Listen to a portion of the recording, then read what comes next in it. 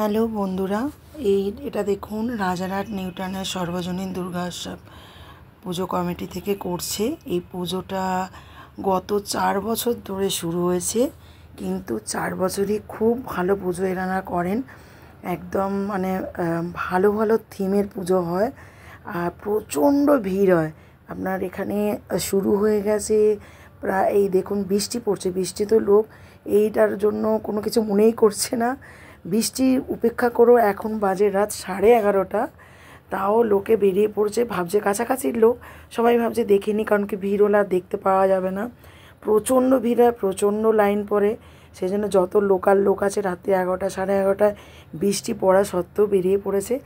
আমরাও বেরিয়ে পড়লাম দেখতে, যে এত সুন্দর প্যান্ডেলটার পরে দেখতে পাবো না এত ভিড়ে, তো ওই জন্য বেরিয়ে পড়লাম। বন্ধুরা, আপনারা একটু ধৈর্য সহকারে দেখুন, ভীষণ ভালো।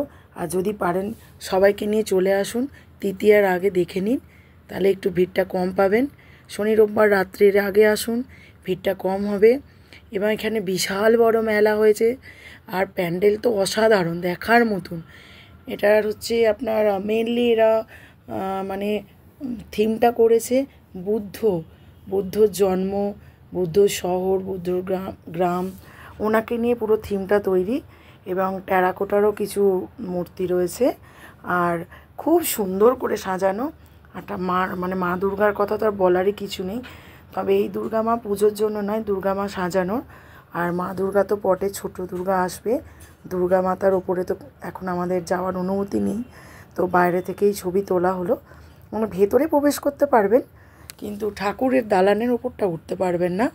আপনারা আসুন, তৃতীয়ার দিন ফুললি ওপেনিং হয়ে যাবে পুজো টুজো সব। এখন ফাঁকায় পারলে দেখে নিন, এই জন্য তাড়াতাড়ি ভিডিওটা পোস্ট করলাম, যাতে আপনাদেরও সুবিধে হয়। যারা বাচ্চা বয়স্ক আছে তারাও দেখতে পারেন এসে ফাঁকায়। আর দিন এলে তো আরও ভালো দেখতে পারবেন।